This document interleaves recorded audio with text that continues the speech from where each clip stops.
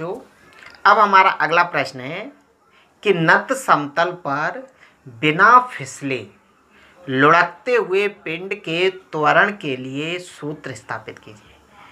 ठीक है, कोई नत समतल है, मतलब जैसे मकान के लिए जो सीढ़ियाँ बनाते हैं तो वो जो स्लिप बनाई जाती है उसको बोलते हैं हम नत समतल, और उसके ऊपर कोई पिंड रखा हुआ है तो वो पिंड बिना फिसले लुढ़कता है कुछ इस प्रकार से। जैसे फॉर एग्जाम्पल ये पृथ्वी तल है, जब इस तल को हम थोड़ा सा ऐसा बना दें स्लिप इस प्रकार से, ठीक है, जब इसके ऊपर हम किसी पिंड को यहाँ पर रखेंगे तो ये पिंड क्या होगा, लुढ़केगा कुछ इस प्रकार से। ठीक है, तो देखिए ये पिंड घूमता हुआ भी आया है ऐसे और रेखा में आगे भी बढ़ा है। ठीक है, तो इस पिंड में दो प्रकार की गतिज ऊर्जा होंगी, एक तो ये एक रेखा में आगे बढ़ा है और एक जो ऐसे घूमता हुआ आया है, तो इसमें घूर्णन गतिज ऊर्जा भी होगी और रेखीय गतिज ऊर्जा भी होगी। ठीक है, तो बिना फिसले लुढ़कते हुए पिंड के त्वरण के लिए सूत्र स्थापित करना। त्वरण मतलब जब जो वस्तु यहाँ से ऐसे लुढ़कती हुई जाएगी तो इसके वेग में परिवर्तन होगा, मतलब इसमें त्वरण उत्पन्न होगा। कितना त्वरण उत्पन्न होगा उसके लिए हमें फॉर्मूला ड्राइव करना, और जो ऐसे पृष्ठ हो जाए जो जमीन से कुछ कोण पर झुका हुआ हो, ऊपर उठा हुआ हो, उसको बोलते हैं हम नत समतल। ठीक है, तो इसको मैं एक चित्र के माध्यम से समझिए। हमारा क्वेश्चन है नत समतल पर बिना फिसले लुढ़कते हुए पिंड के त्वरण के लिए सूत्र स्थापित कीजिए। ठीक है, मान लीजिएगा ये पृथ्वी तल है, ठीक है, और इस तल पर जो कोई नत समतल है, ये नत समतल जो पृथ्वी तल से कुछ कोण पर उठा हुआ है, मान लीजिए थीटा, यहां पर जो कोई पिंड रखा हुआ है, मैं समझता हूं जो कोई गोलाकार पिंड है, इस पिंड का जो द्रव्यमान है उसको मैं कैपिटल एम मान रहा हूं, इस पिंड का जो केंद्र होगा और यहां से यहां तक की दूरी इस पिंड की त्रिज्या है जो कैपिटल आर मान रहा हूं। अभी इस पिंड को हमने छोड़ा नहीं है तो इसका प्रारंभिक वेग कितना होगा, अभी 0 होगा। अभी जो पिंड है वो इस बिंदु पर है तो इस बिंदु को मान रहा हूं मैं ए। जैसे ही मैं इस पिंड को यहां से छोड़ूंगा जब पिंड ऐसे घूमता हुआ नीचे की तरफ आएगा तो घूर्णन गति भी करता है, घूर्णन गति भी करता हुआ आ रहा है और एक रेखा में भी आगे बढ़ रहा है। तो इस पिंड में दोनों प्रकार की ऊर्जाएं होंगी, घूर्णन गतिज ऊर्जा भी और रेखीय गतिज ऊर्जा भी। ठीक है, कुछ समय बाद जब पिंड यहां से घूमता हुआ घूर्णन गति करता हुआ इस बिंदु पर आ जाता है, यहां पर रुकेगा नहीं, इससे भी आगे निकल जाएगा, तो मान लीजिएगा कि कुछ समय बाद यही पिंड इस बिंदु पर आ जाता है। ठीक है, और यहाँ पर रुकेगा नहीं, यहाँ से भी जो घूर्णन गति करता हुआ आगे बढ़ जाता है। इस बिंदु को बोल रहा हूँ मैं बी। क्लियर? जब पिंड ए बिंदु से बी बिंदु पर आ जाता है तो कुछ दूरी तय करता है, मतलब कुछ विस्थापन होता है, उस विस्थापन को मैं एस मान रहा हूँ। देखिए जब वो बिंदु ए पर है तो पृथ्वी तल से उसकी ऊंचाई जे है, जब बिंदु बी पर आ जाता है तो पृथ्वी तल से उसकी ऊंचाई क्या हो जाती है, कम हो जाती है, यानी इतनी ऊंचाई रह जाती है। तो पृथ्वी तल से उसकी कितनी ऊंचाई कम हो गई है वो ऊंचाई मैं आपको बता रहा हूं। पहले ए बिंदु पर था,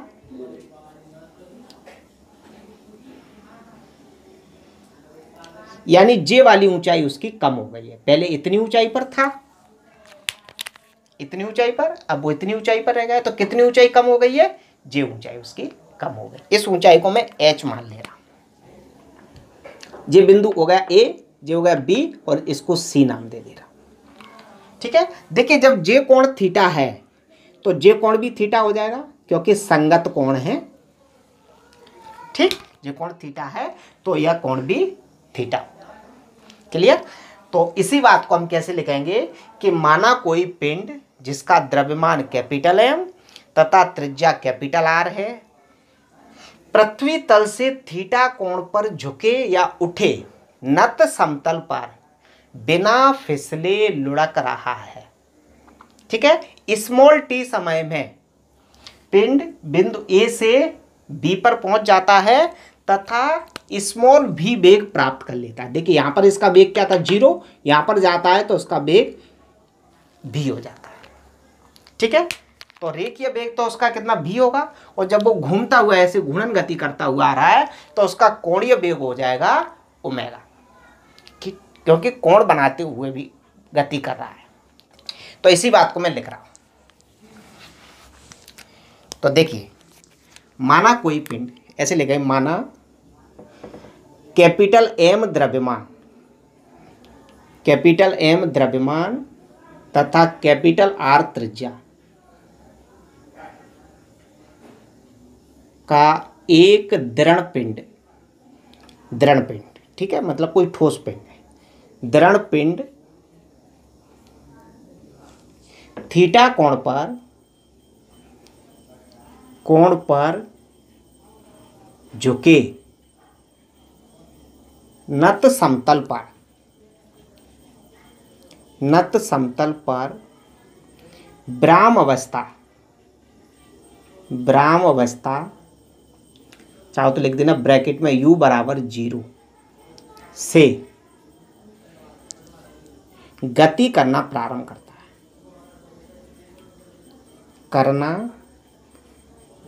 करता है, ठीक है। स्मॉल टी समय पश्चात पिंड बिंदु ए से एस दूरी तय कर बिंदु बी पर स्मॉल भी वेग प्राप्त कर लेता है, ठीक है। तो ये थ्योरी आप लिख सकते हैं, बहुत ही सिंपल है। तब जब पिंड ए से बी पर आएगा तो उसकी गतिज ऊर्जा बढ़ चुकी होगी, तो उसकी दोनों प्रकार की गतिज ऊर्जाओं में वृद्धि हुई होगी, रेखीय गतिज ऊर्जा भी और घूर्णन गतिज ऊर्जा भी। तो लिखेंगे तब नई लाइन से पिंड की गतिज ऊर्जा में वृद्धि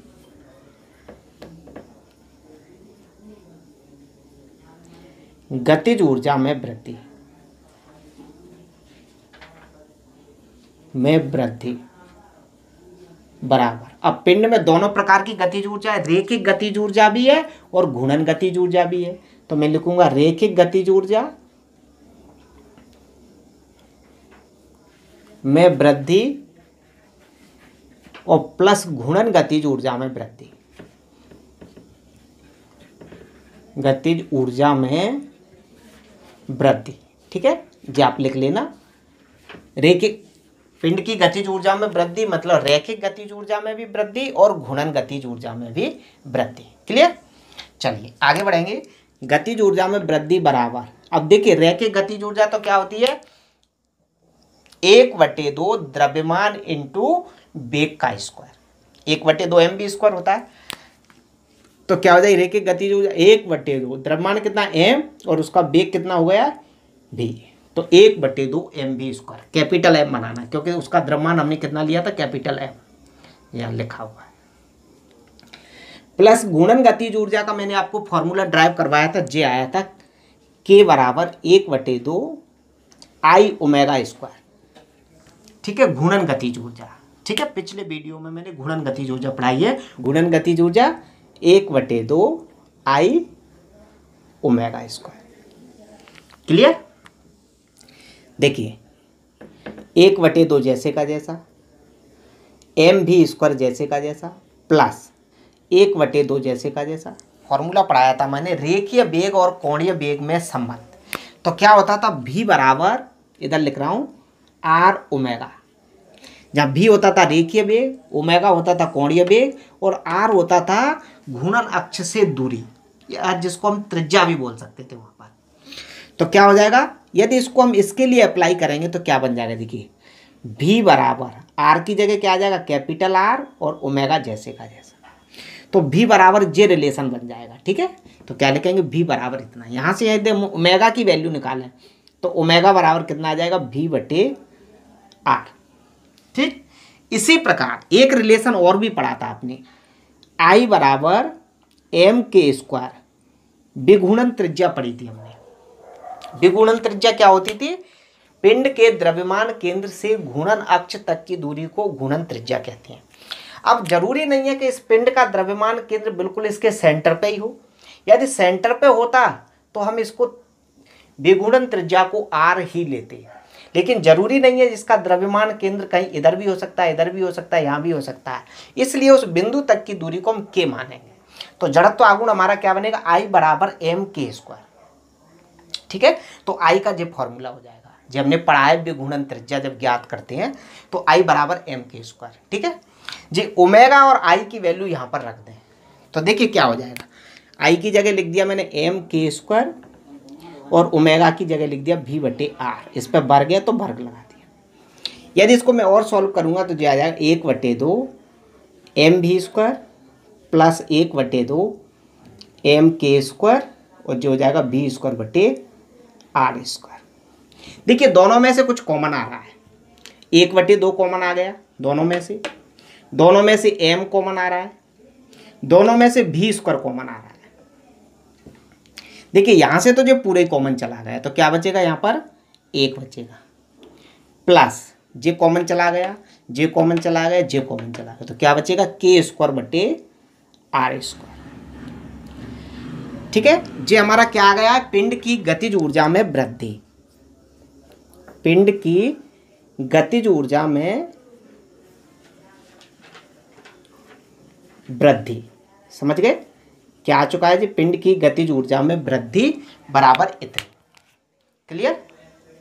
अब पिंड की गतिज ऊर्जा बढ़ी है तो दूसरी ऊर्जा कोई कम हुई होगी, क्योंकि ऊर्जा को ना तो उत्पन्न किया जा सकता और ना ही ऊर्जा को नष्ट किया जा सकता। इसका मतलब ये हुआ कि गतिज ऊर्जा यदि पिंड की बढ़ी है तो पिंड की स्थितिज ऊर्जा क्या हुई होगी, कम हुई होगी। गतिज ऊर्जा तो इसलिए बढ़ी क्योंकि इसका वेग बढ़ा, और वेग बढ़ेगा तो गतिज ऊर्जा बढ़ेगी। स्थितिज ऊर्जा का फॉर्मूला क्या होता था, mgh, जहाँ m उस वस्तु का द्रव्यमान, g गुरुत्वीय त्वरण और h पृथ्वी तल से ऊंचाई। यदि किसी वस्तु की पृथ्वी तल से ऊंचाई बढ़ जाए तो स्थितिज ऊर्जा बढ़ती है, यदि किसी वस्तु की पृथ्वी तल से ऊंचाई घट जाए तो उसकी स्थितिज ऊर्जा घटती है। तो देखिए पहले इस वस्तु की पृथ्वी तल से ऊंचाई ज़्यादा थी तो इसकी स्थितिज ऊर्जा अधिक थी। अब इस वस्तु की पृथ्वी तल से ऊंचाई क्या रहेगी, कम रह गई, मतलब स्थितिज ऊर्जा इसकी कम हो गई। तो गतिज ऊर्जा बढ़ी है, इसका मतलब उसकी स्थितिज ऊर्जा कम हुई है। ठीक है, तो स्थितिज ऊर्जा में कितनी कमी हुई है वो निकालेंगे पहले। ठीक, तो देखिए अब वस्तु की या पिंड की, पिंड लिख ले रहा हूं, पिंड की स्थितिज ऊर्जा में, स्थितिज ऊर्जा में कमी बराबर क्या होता है, mgh इसका फॉर्मूला होता है। तो m की जगह क्या आ जाएगा, कैपिटल M, g गुरुत्वीय त्वरण और h कितनी कमी हुई है, इसकी h कमी हुई है, तो क्या हो जाएगा mgh। देखिए उसकी ऊंचाई में कितनी कमी हुई है, h। तो पिंड की स्थितिज ऊर्जा में कमी बराबर mgh। अब हमने h तो अपने मन से माना है तो h की वैल्यू ज्ञात करनी पड़ेगी, तो h का मान ज्ञात करना है। ठीक है, तो h का मान ज्ञात करने के लिए जो एक समकोण त्रिभुज है, इस समकोण त्रिभुज में हमने दो भुजा दी हैं। ठीक है, कोण के सामने की भुजा होती है लंब, तो जो हो जाएगा h लंब, 90 डिग्री के सामने की भुजा होती है कर्ण, तो कर्ण हो जाएगा s। तो लंब बटे कर्ण लगा दें, लंब बटे कर्ण क्या होता है, साइन। तो देखिए अब त्रिभुज ACB में या ACB में, अब त्रिभुज ACB में साइन थीटा बराबर क्या होता है, लंब बटे कर्ण, यानी h बटे s। जो होगा लंब और जो भुजा हो जाएगी कर्ण, कर्ण कितना दिया s, तिर्यक गुणा कर दूं मैं तो h बराबर क्या आ जाएगा, s साइन थीटा। जी h का मान आया है उसको इसमें रख दें। ठीक है, जब h का मान रख देंगे तो क्या आ जाएगा, इसको मैं साफ कर दे रहा हूं।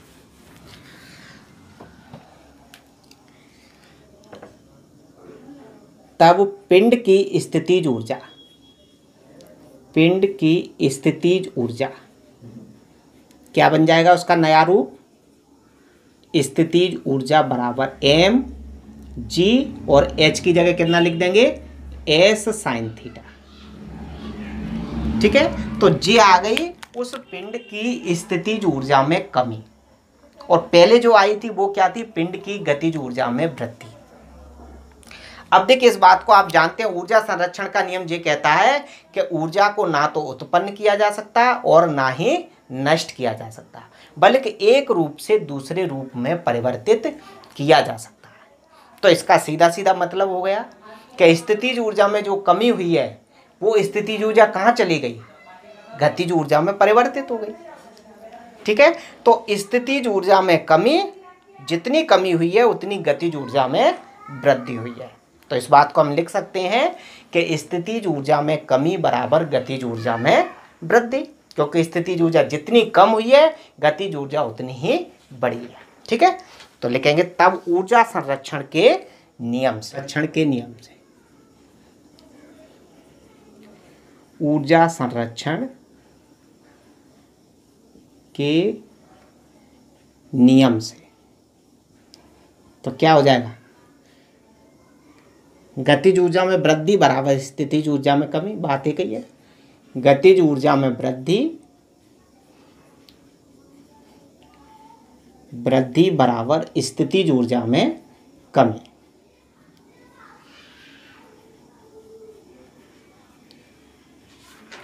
अब देखिए गतिज ऊर्जा में वृद्धि हुई थी, उसका फॉर्मूला जो आया था 1/2 mv² और ब्रैकेट में 1 + k² r² बराबर स्थितिज ऊर्जा में कमी mgs और साइन थीटा। देखिए जो कैंसिल हो रहा है उसको कैंसिल कर दो, m से m कैंसिल हो गया, v² का मान निकालना है हमें पहले। ठीक है, तो देखिए 2 का तो इधर गुणा कर दें और इस पूरे ब्रैकेट से इधर भाग दे दें, समझना आप। देखिए v² का मान निकाल रहा हूँ, तो 2 का तो इधर गुणा हो जाएगा, तो क्या हो जाएगा 2gs साइन थीटा और बटे ये पूरे ब्रैकेट से भाग दे दो, तो क्या आ जाएगा 1 + k² बटे r²। ये समीकरण नंबर 1। ठीक, यहाँ तक कोई दिक्कत? अब हमें तो त्वरण ज्ञात करना है, त्वरण के लिए सूत्र ज्ञात करना है। ठीक है, तो इसमें क्या करें, अब हम गति का तृतीय समीकरण लगाएं। ठीक है, जब वस्तु ए बिंदु से बी बिंदु पर आई है तो उसका वेग क्या है, 0 से बढ़कर v हो गया है। प्रारंभिक वेग कितना 0 था, अंतिम वेग कितना हुआ है उसका v। ठीक है, विस्थापन कितना हुआ है उसमें s।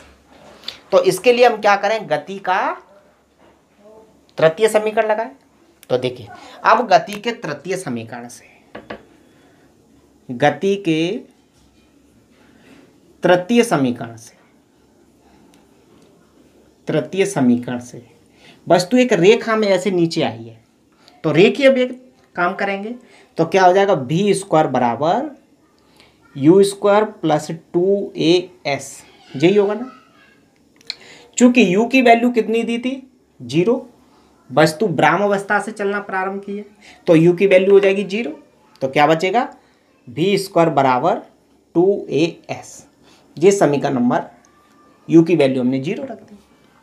अब देखिए समीकरण 1 और समीकरण 2 का क्या है, लेफ्ट साइड बराबर है।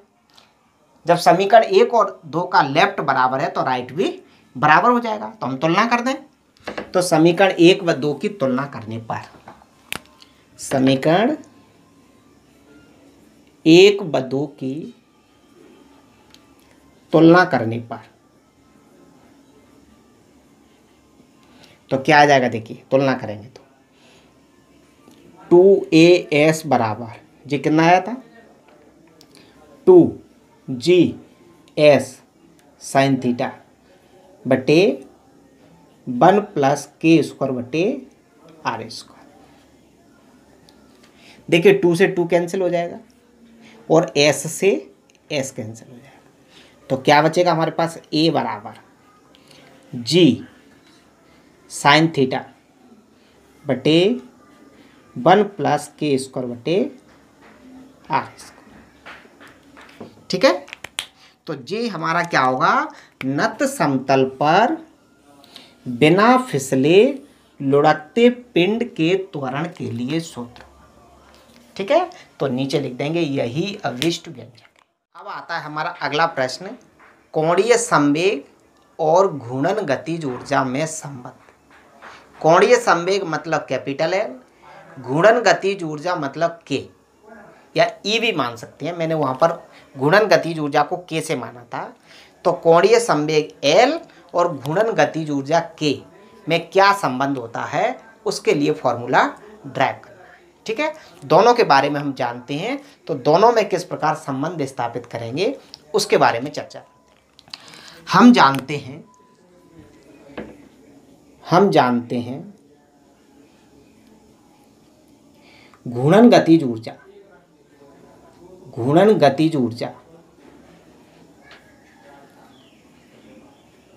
के बराबर जो फॉर्मूला निकल के आया था 1/2 आई ओमेगा स्क्वायर। ठीक है, आपको ध्यान होगा यहाँ को, इसको मैं थोड़ा सा और सॉल्व करूँ तो क्या आ जाएगा 1/2 आई ओमेगा इंटू ओमेगा, जो ओमेगा स्क्वायर को मैंने क्या लिख दिया ओमेगा इंटू ओमेगा। ठीक है, एक रिलेशन आपने और पढ़ा होगा एल बराबर आई ओमेगा, जो कोणीय संवेग होता था, एल बराबर क्या आया था आई ओमेगा। पिछले वीडियो में मैंने इसके बारे में आपको बताया था। देखिए हम आई ओमेगा की जगह एल लिख सकते हैं, तो यहाँ पर क्या लिख सकते हैं एल, तो के बराबर क्या आ जाएगा 1/2 एल ओमेगा। क्लियर, मैं यहाँ से यदि एल का मान निकालूं तो 2 का तो इधर गुणा हो जाएगा और ओमेगा से भाग दे देंगे, तो एल बराबर निकालेंगे तो जे आ जाएगा 2k/ओमेगा।